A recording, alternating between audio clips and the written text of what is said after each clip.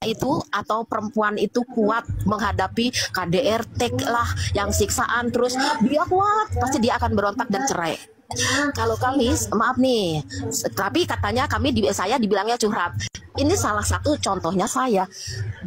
Saya kalau secara manusia mungkin ya betul kata Kak Nora nggak kuat. Kalau itu diopini secara ini, saya mengalami misalnya dalam arti KDRT ada suami tidak bekerja dari setahun setelah pernikahan sampai sekarang, usia saya udah 24 perkawinan. Itu saya hidup berjuang sendiri dengan satu anak, suami dengan bebasnya mau bekerja mau tidak. Sementara kalau suami tidak punya uang minta ke saya, dia tidak saya kasih karena saya kerja sendiri dan menghidupi anak, ya otomatis saya mikirkan ini anak saya dan saya, maksudnya jadi suami ya saya kalau nggak ada uang ya saya nggak kasih, tapi dia KDRT. Tapi saya bawa semua itu dalam Tuhan.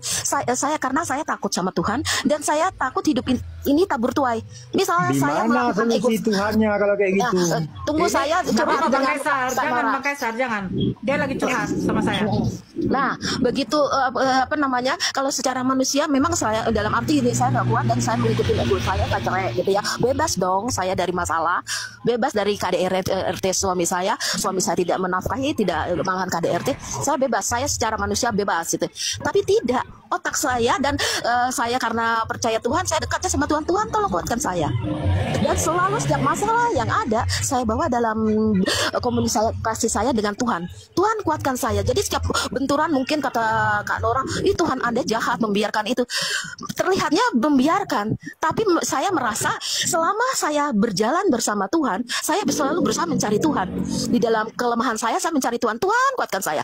Dan saya tidak pernah menyumpahin ke suami saya, jadi ini loh. Tidak. Tuhan kuatkan saya. Kucang, tolong di mute. Berapa kali saya mute nggak bisa-bisa loh. Bang Kucang tolong di mute. Jadi begitu Kak Nora. Jadi saya kalau secara rohani bisa Kak, gitu loh, bisa. Dan saya sudah maaf nih, saya sekarang sudah menata kebaikan. Kucang di mute, Kucang. Astagfirullah, Kucang. Kebaikan dari Tuhan ya Kak ya. Dalam misalnya dalam dana yang minim untuk anak saya, kebetulan Tuhan kasih semuanya. Tuhan kasih anak saya pintar, dengan lancarnya sekolah tanpa biaya, kuliah tanpa biaya Kak. Itu memang permohonan saya, Tuhan, aku nggak punya apa-apa. Tuhan tahu kelemahan aku, Tuhan aku nggak kuat. Tapi aku selalu bersandar sama Tuhan sampai nangis Kak. Maksudnya kalau berdoa saya sampai menangis, sampai bersujud seolah-olah Tuhan itu saya memegang kaki Allah saya. Nah itu kekuatan iman saya. Dan saya memberi setiap setelah berdoa saya lega. Walaupun saya di KDRT sama suami saya tidak dinafkahi, saya lega. Walaupun di kantor pun penuh tekanan misalnya perbedaan dalam agama.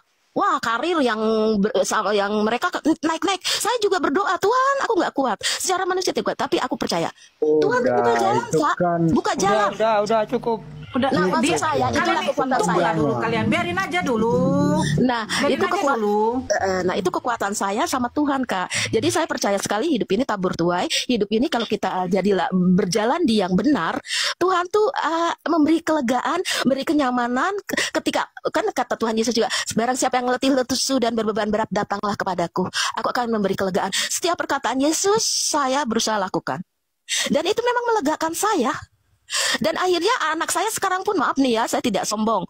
Dengan keadaan dulu saya tidak punya untuk nguliahin anak saya masuk ke teknik ITS Surabaya tanpa tes. Anak saya terus sekarang masuk di perusahaan. Udah kali ini cukup panjang kali.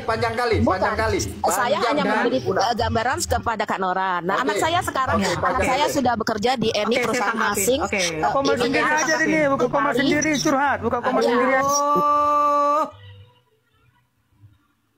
Biar jangan apalah, kita jangan kayak sistem keroyokan, ini perempuan loh, gitu loh ya. Karini, open mic-nya dulu dong. Ya nggak apa-apa, dia mau panjang mau kali lebar terserah lah. Iya, oke, ya sebentar dulu, ya udah kan, ya oke. Saya sudah dengar cerita dari Karini. Ya, itu kan jadi begini Kak. Hidup itu kan adalah pilihan, betul atau tidak Kak? Betul.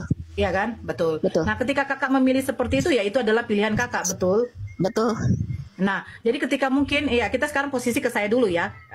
Ketika saya ingin memiliki bahagia, boleh dong saya memilih juga bagaimana cara hidup saya, betul tidak? Betul. Tapi bukan Nah. Tuhan itu jahat kan? Tunggu dulu sebentar. Sebentar, saya nggak bilang jahat. Sebentar oke. dulu, ya kan? Baik. Makanya saya bilang life is choice. Hidup itu adalah pilihan. Baik. Ya, apalagi kalau kita sudah yang namanya dewasa seperti ini, kita mungkin sudah diberikan pengetahuan, akal, budi, pikiran untuk melihat mana yang baik dengan mana yang tidak untuk diri kita. Betul. Nah, sekarang begini, ini sistem ini TikTok dulu ya, kayak cepat kakak jawab gitu ya kan? Apakah saya berdosa ketika memang saya sudah disakiti, saya meminta untuk bercerai? Apakah itu dosa? Tergantung ajarannya, Kak. Enggak, kalau menurut kita Pak Kak, Kalau di kami ya kata Yesus tidak boleh, apa yang sudah dipersatukan Tuhan tidak boleh diceraikan. ya oke. Ketika saya memilih untuk bercerai karena memang perlakuan yang tidak adil, yang tidak baik dari suami saya bertahun-tahun, apakah memang saya berdosa ketika saya meminta bercerai karena saya ingin hidup bahagia?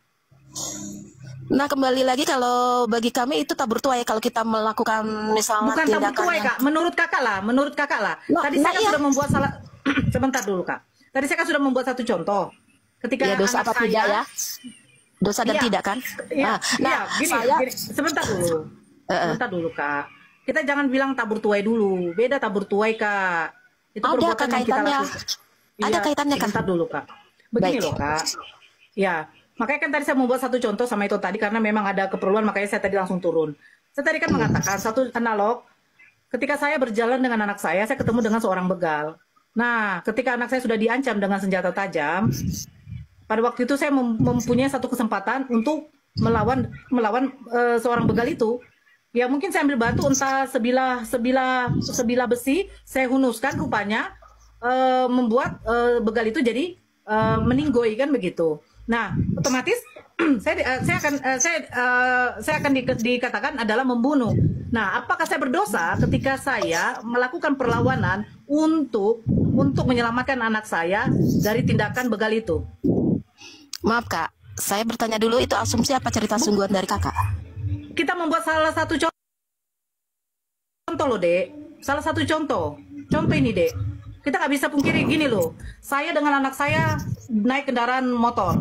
Tiba-tiba ada begal. Datang begal itu mengambil sebilah pisau menunjukkan begini kepada anak saya. Tiba-tiba saya melihat ada sebatang besi. Oke. Nah, saya hunuskan ke begal itu untuk menyelamatkan anak saya. Ternyata begal itu mati.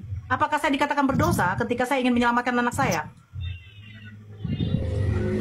Saya tidak mau berasumsi dengan asumsi saya ya dosa apa tidak, tapi saya lebih Tunggu dulu ke Kak. Tuhan. Nggak bisa Lebih gitu baik Kak. berdoa. Seandainya, Lebih baik berdoa. tunggu dulu.